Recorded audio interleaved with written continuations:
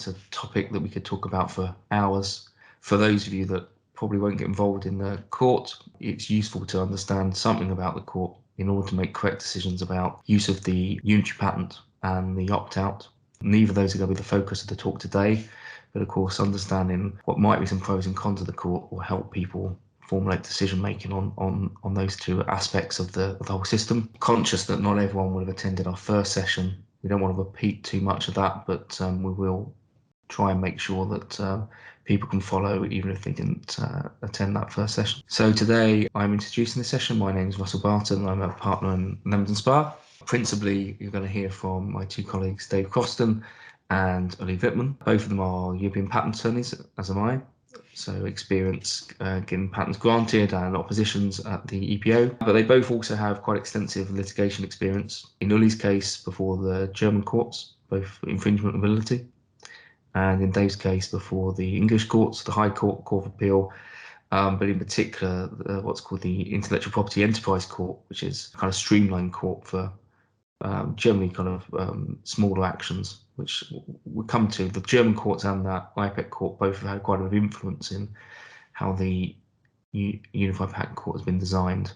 So hopefully their experience will be useful for us all today. Ulli's based in Munich and Dave in Leamington Spa, as I am. Okay, just a little recap on Withers and Rogers, that we have offices, quite a number of offices in the UK. Importantly, we have one in London, and then we also have offices in Munich and Paris. And we emphasise that because as we come on to the seats of the central division of the new court, be in Munich and Paris, whereas the UK will be outside the system. And so the London courts will probably be the most important courts outside the jurisdiction of the UPC. So these could be the three kind of most important locations for patent litigation in the future. This one is just a recap that we covered in the first session. There's going to be this package that produces a unitary patent and also a court. And both of the jurisdiction of the court and the coverage of the patent will be the same, which will extend over time to hopefully cover nearly all of the European Union. But at the outset, which we're expecting to be at the tail end of this year or the beginning of next year, there will be 17 countries, which are shown on that map. Importantly, they include Germany, France, Netherlands, Italy, which, other than the UK, are probably the main venues for patent litigation. This is a recap that I hope everyone understands already, but it's worth emphasising to put in context the changes that are about to happen in Europe. So the existing system, which is that pre-grant, we have this single patent office, the EPO, which you don't have to use. You can use national patent offices, but most of us mostly use the European Patent Office, and as this central examination and granting process, and grants one patent called a European patent. But then after grant, things get more complicated, that they must be validated. Each patent must be validated nationally in each country of interest. And then each of those validations have to be enforced separately through national courts. It's worth emphasising here that in the rest of this talk, we'll often talk about European validations, which means these individual country parts of a European patent. Sometimes we'll refer to that as a classical European patent, sometimes as a bundle patent. But in all cases, when we're talking about the new court and the jurisdiction of the new court, what we're talking about is the 17 countries that are covered that I showed on that previous slide. And so when we talk about validations, we're nearly always talking about the validations within those 17. The UPC will have very little effect on the countries outside those 17, which of course includes the UK, Spain, Switzerland.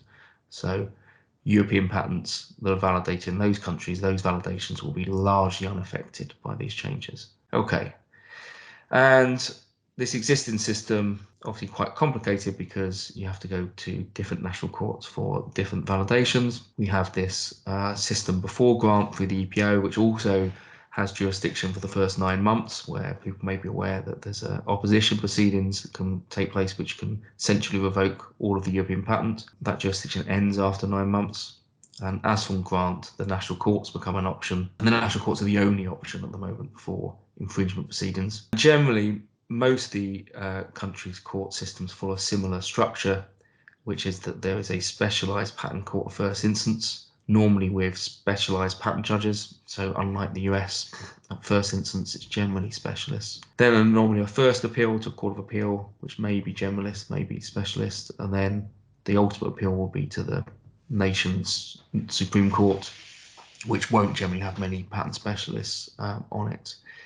certain countries that have less patent litigation may not have any specialist patent judges, because patent litigation there is relatively rare. And then we've put Germany there just because Germany is an important venue at the moment, and because it works differently from the other countries, which is that people may be aware there's this system called bifurcation, which is that validity and infringement are dealt with separately. So you go to a different court for validity and infringement, but the routes ultimately are similar, that we go from specialist to generalist through appeal. And then over on the right hand side of the slide, there's an aspect that doesn't really matter, and we bring it up because people sometimes get confused about this in relation to the UPC, which is referrals to the CJEU. So that system already exists. Any of the national courts, if they have a genuine doubt on the interpretation of EU law, refer that matter to the CJEU, and then the CJEU answers the question of EU law and refers that answer back. No appeal as such to the CJEU. And the important thing to remember here is that EU law has little relevance to patent law. There's some aspects about biotech, SPCs, and remedies, but there's been very, very few referrals to the CJEU over the years, and we expect that to be exactly the same under the new system. Just quickly on the current system, this just gives you an overview of the number of cases roughly in the different jurisdictions. It's very difficult to get accurate data on this, particularly because lots of cases settle before decisions. But what you can see from this data is that Germany is the number one choice, and then it decreases quite rapidly, such that the only real venue outside the UPC's jurisdiction with significant numbers is the UK, at about 100 a year. But the big other courts, Germany, France, Netherlands, all inside the jurisdiction, as is Sweden, Belgium. And we have to go all the way down to Poland, very few cases a year, to see another one other in the UK that's outside the jurisdiction. And one last point to sort of note about the current system is that we do end up with conflicting judgments. So even though the law is theoretically the same across all the countries, they all have use the European Patent Convention for validity and have very similar laws on infringement. We do end up with conflicting judgments, of which this is an example where the finding of validity was quite different from the different states. And obviously one point about the new court is to try and get more harmonisation. Okay, now I am going to hand over to Dave. Thanks, Ross. So yes, back to the brave new world, which only took 40 years in the making from the point at which we had a central application process for European patents to the point at which you can litigate those, well, a chunk of those patents in a single court.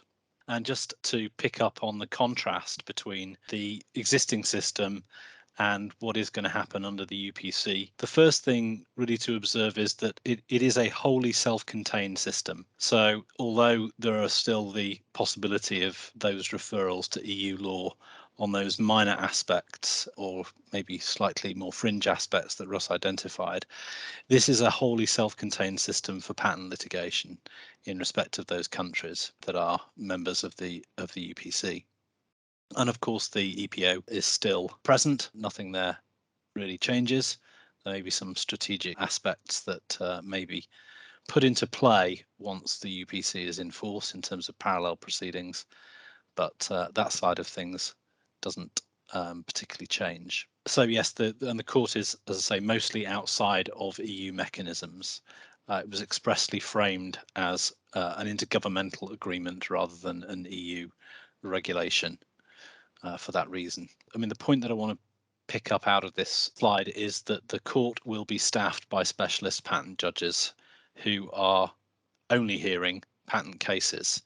This court will not be distracted by other intellectual property cases or commercial law cases, and the judges that are currently being recruited are being recruited on the basis of their patent law experience. Also, as you'll have seen from the previous slide, that there's no Supreme Court control. So there's an appeal court, and that's it. So the appeal court will obviously have significant influence on the running of the court and the case law that comes from it. And then also couple of points there. The technically qualified judges I'll pick up on a subsequent slide, but also that the panels of judges will be multinational. So in every case, so you won't have an entire tribunal dominated by a single nationality. And the fact of specialist patent judges, I think, at that early stage, in the first instance stage, is something that is unusual in relation to the US, where patent judges, the specialists, tend to kind of come in at the federal circuit level. So your first instance case is going to be heard by specialist patent judges. This slide just shows which bits of the court, and we'll come on to talk about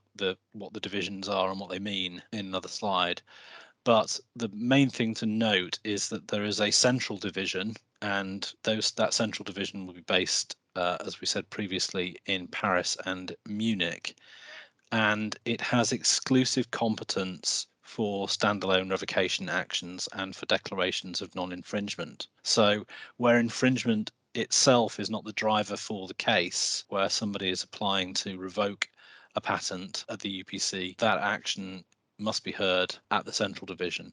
That is not to say that you can't counterclaim for revocation. If you've been sued for infringement, you can be, and those counterclaims can be heard by the local and regional divisions. This is a terribly complicated looking slide, but there are only really 2 points that I want to pick up out of it. What it does is it explains what the composition of the tribunal panels will be in the different divisions. So central division, we talked about Paris and Munich, and local divisions. So countries can establish a local division of the court. Groups of countries can establish a regional division. On day one, we believe there will be one regional division, will be the Baltic states plus Sweden, and various other countries have indicated that they will have a local division, the most significant of which will undoubtedly be Germany, which will have several courts, several local divisions. So the 2 points that I really want to pick up is that you can see from here that in every case, wherever your action is brought, there is at least one judge from a central pool of judges. So that's the point about multinational panels. And then the other point is that the central division will always have, for a technical case, a technical judge. But beyond that, it's very likely that every case will have a technical judge, because either party can request one. And if one party hasn't requested one, it's quite likely that they've done that for a reason, and so the other party will likely request a technical judge. Those technical judges are also taken from a pool, and when we say technical judges, what we mean by that is judges who have a technological specialism in the subject matter area of the patent that is in dispute. And it's thought that in the early days, at least, those judges will be experienced patent attorneys who want to turn their hand to sitting on the bench instead of presenting at it. This again is a slide which has a lot of detail on it about which languages are available and what languages cases will be litigated in. You'll see from a subsequent slide that we come to that the effect of several of these rules is that the predominant language of the UPC is going to be English, with Germany coming a strong second. And that's because most of the local divisions have nominated English as a language. Also, the majority of European patent applications have English as the language, and the close second is Germany. And there are several divisions also that have selected Germany as a language. And in the main, the claimant gets to choose both the venue and the language, although there are some exceptions to that, as we've identified there, mainly for the protection of small enterprises who don't want to be bounced into having to litigate in something other than their natural language. I'm not going to say too much on this slide, other than that you can see lots of union flags which indicate English as a language available, and lots of German flags as well. And this actually illustrates where the local divisions, central divisions and regional divisions are expected. Just before I move to the next slide, for those that didn't attend the first webinar or can't remember, it's worth a quick recap. Actually, it's something that we haven't mentioned because it isn't the focus of this talk, which is, whilst we've talked about this court potentially simplifying the situation within those 17 countries, the simplification only comes in in 7 to 14 years' time at the end of something called the transitional period. So after the transitional period's ended, the UPC becomes the sole venue for European patents in those 17 countries. For the first 7 to 14 years, it's still the sole venue for new unitary patents, but in relation to conventional European patents, both systems will be available. So the existing national court system and the new system will be available by default to both the patentee and third parties. The opt-out, which we're not going to cover in huge detail here, is an ability for the patentee to try and stop the third parties from using the UPC in that transitional period. But the default is that for the next 7 to 14 years is that both systems are available to all parties. I'll move back over to the next slide and back to Dave. When the court was being framed, and it's worth remembering, we've had a kind of 6-year hiatus from the last time that this was all being discussed, and now there was some concern that that the way that the court was structured would create forum shopping, a kind of Eastern District of Texas rocket docket, that kind of thing. But we don't think that that's really going to happen, because there are significant protections and corrective measures that exist. And so, for example, legally, the UPC is a single court, and the president of the court has significant powers to prevent courts from going rogue, shall we say. Firstly, of course, the pool nature of the tribunal panel means that there'll always be judges from other countries on panels. And secondly, those panels themselves can be recomposed, and they have to report to the president. So if somebody's going off script, there's an opportunity for the court to bring those courts back into the fold and prevent too much divergence. And yet, as Russ has said, there is this transitional period for the initial period of 7 to 14 years, in which there will be the opportunity to choose as the patent proprietor between the national courts and the UPC. For traditional European patents, if you've sought a unitary patent by this point, you are stuck with the UPC come what may. And then the other thing to observe is that there are some areas where there is no forum shopping. If you decide that you want to revoke a unitary patent, then you are stuck in the central division. You can't choose another court. It might be that you can pursue a bundle patent in the national courts as somebody who wants to attack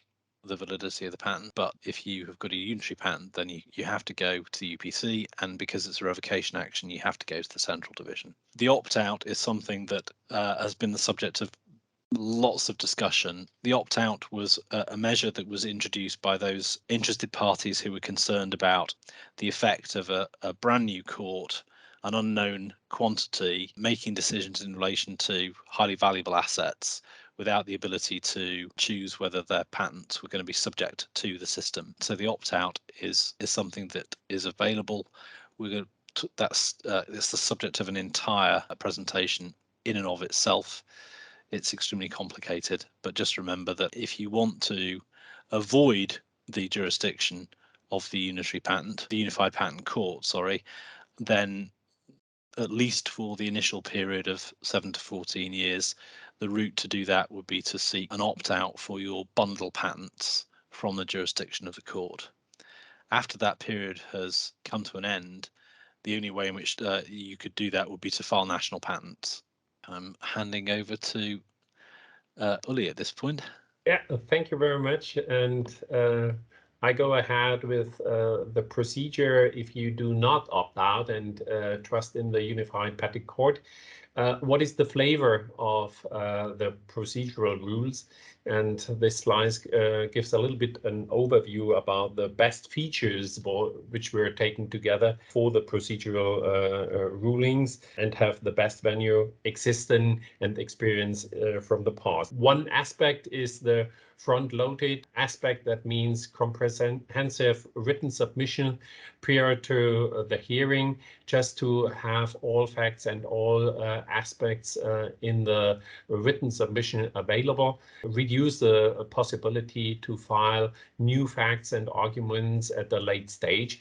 That is something we already know from, for example, from opposition cases at the European Patent Office, where this is the way how to keep the process and the whole procedure within a certain frame and timely managed. Management is also an aspect within the actively managed procedure. Extensive and proactive case management by the preceding judge. That comes a little bit also from the IPAC idea, just to condense and give a clear structure to the whole procedure. The whole procedure is directed to get or provide quick decisions, at least in the first instance. The idea is that the final oral hearing of the procedure at the Unified Patent Court should be within 1 day, and it is also an idea which is quite similar to the situation in Germany, that you have the final oral hearing and everything to be discussed is done within 1 year. We have both disclosure and discovery. We have cross-examination of witnesses.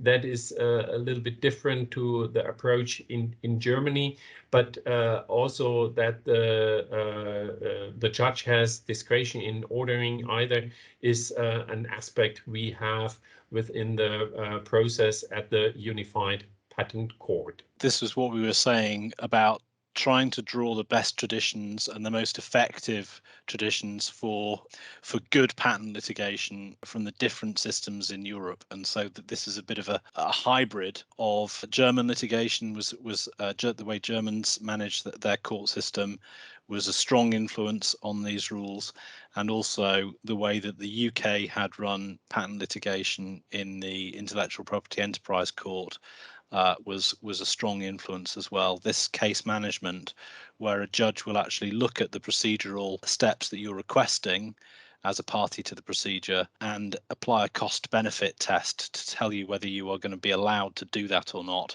is a strong feature in the IPEC, and it's intended to be a strong feature in the UPC as well. How we should go ahead with the presentation, just to implement our different thoughts from the different jurisdiction, the view from UK as well as the view of Germany, just to show that this is something which will have an impact on in our future practice, how to enforce patents within the UPC. And with these slides, you get an overview about the measures, what is possible, especially with preliminary measures. Injunction, of course, that is what we expect to get from a preliminary measure, but the additional aspects coming with the preliminary procedure is that you can have an order of presumptive evidence.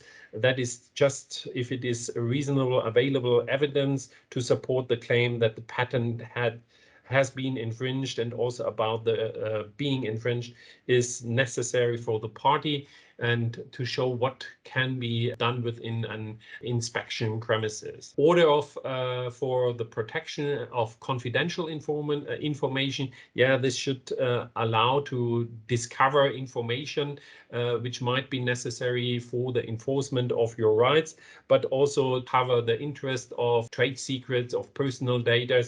So this information should only be disclosed to specific persons who are under confidential control. The freezing order is also an additional aspect which comes a little bit more from the UK perspective. We have this Mareva injunction decision, which is a little bit in mind when talking about that. That is just to ensure that nothing is removed from the jurisdiction, any assess located products or information, and to ensure that during this procedure you will not lose any kind of arguments or products which you want to be part of the preliminary measures. But maybe, David, you have also some thoughts about especially the freezing order. Yes, I mean, I think the way that I characterize it is that if you wanted certain interim measures previously, you have to go to certain countries. So interim injunctions, preliminary injunctions are almost standard in Germany, very, very common, but really quite rare in the UK. The inspection order is something that is very, very rarely done in the UK, but is the standard way that the French begin their proceedings with the saisie contrefaçon. And these other measures are things that have been available in the UK. And this point that we were making earlier, that people were taking when they were framing these rules, they were taking the kind of the best. So instead of going to eat at a French restaurant or a German restaurant, you're at the all-you-can-eat buffet when it comes to preliminary measures. It remains to be seen how the court is going to deal with these, whether a German court would be comfortable ordering what is effectively a saisie, whether an English court would be, sorry, not an English court, whether a French court would be happy commencing with a preliminary injunction as the opening gambit in a case. But we'll see what happens with that. Very interesting from my point of view. Absolutely agree to that. And beside the preliminary measures, we also have the final remedy. And one of the major aspects is that you get injunctions across all UPC territories, which is this central attack, which gives a big power to the UPC. Also some risk for the patentee regard to nullification, but that is maybe a little later. At the moment, how to enforce, yeah, you have this injunction across all UPC territories. You have these corrective measures. Also, the declaration of validity of the patent is this power. And if we, with regard to any damages, that means contrary to what we have with the bundle patent at the moment, where you need to enforce in each individual country and show what is the individual damage in the individual country and the effort you need to spend in. Here you have the power to avoid pan UPC damages and the legal cost in one step. That gives real power to the UPC and also to the European patent. Contributory infringement is something, of course, which is quite available in Germany. But before I start, I think Dave was the first to speak on that one. I think it's this is an aspect that maybe people haven't wrapped their head around. So contributory infringement is where a party produces a part of the patented claim, but maybe a significant part of the patented claim. This is really quite common in things like vehicle manufacture, where you may have a claim that is to either the whole vehicle or a significant part of the whole vehicle, and what actually your competitor is doing is just making the secret sauce magic bit that you're really concerned about in the infringement. And the limitation on, in such case, your claim would not result in a claim for direct primary infringement against that manufacturer. You would have to rely on the provisions of contributory infringement. And one of the limitations of contributory infringement in this national system, both in Germany and the UK, and I believe everywhere else, is that there is a double territorial requirement. Both the contributory infringing part and the full primary infringement have to be taking place in the same territory. So in the circumstances where one infringing company, your direct competitor, is manufacturing in one country and supplying it to another country, or is being imported by your customer, for example, in the other country, and incorporating it into the claimed product, you cannot sue successfully the original manufacturer in the first country for contributory infringement, because the double territorial requirement will bite and the primary infringement is occurring in the second country. In the UPC, the territory is all of the 17 UPC countries. So it dramatically increases the chances of you being able to sue the people that you really want to sue. Often you don't want to sue the customer of the infringer, because they're probably your customer as well. And so this really gives a lot of power, especially with kind of integrated supply chains in Europe, to use the UPC to sue the original manufacturer for contributory infringement. And that works because of the extent of the territory. Thank you. And that is exactly also the view from the German perspective with regard to this double national aspect, and also the chances to have better position for the patentee to enforce his right on the grounds within the Unified Patent Court system. One aspect, and that is a little bit driven by the German perspective about how to calculate court fees and how to define the procedural risk to the parties, is the value-based fee for calculating the court fee. That is something we usually do in Germany to evaluate what is the value of dispute of a court action, not only for the injunction, but also for question of validity. The UPC made it a little bit different because this value-based fee is only available for infringement actions. There, in the complete way, including the direct infringement action as well as the counterclaim for infringement, you always have this part to a standard fee value-based. Next slide will show additional information to that, also for the declaration of non-infringement. And if we talk about the application to determine damages, this is the standard fee is a little lower, but the value-based fee is pretty much the same. Contrary to that, that is a little bit different to what is the understanding at the moment at the German patent code, where we usually handle revocation actions for patents. We have here within the UPC only a fixed fee of 20,000 euros. That's the same for any kind of counterclaim for revocation.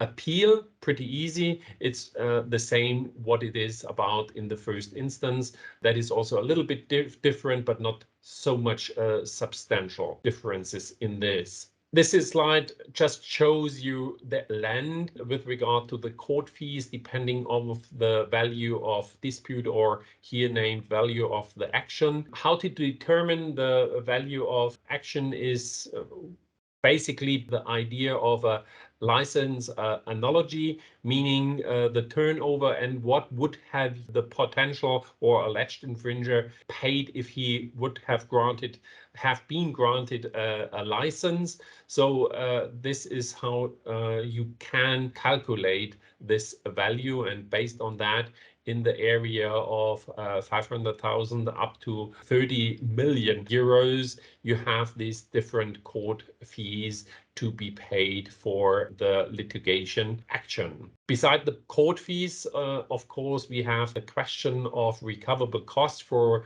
the engagement and service provided by the legal representatives. This is with regard to, again, the value of dispute and the question, what can you really show as being the costs you have spent on the individual case, engaging a lawyer, engaging a patent attorney who is allowed to represent at the UPC. And what you see is this area, these are capped values. That means you also have to show what is your real expenditure on that. Maybe also, Dave, some thoughts from your end with regard to this evaluation on the different costs for court and recoverable lawyer and patent attorney costs? Yes, I mean, recoverable costs are obviously they're a big feature of English litigation. They're very rare in the US. Essentially, both parties assume their own risk, and they don't have to worry about what the other side,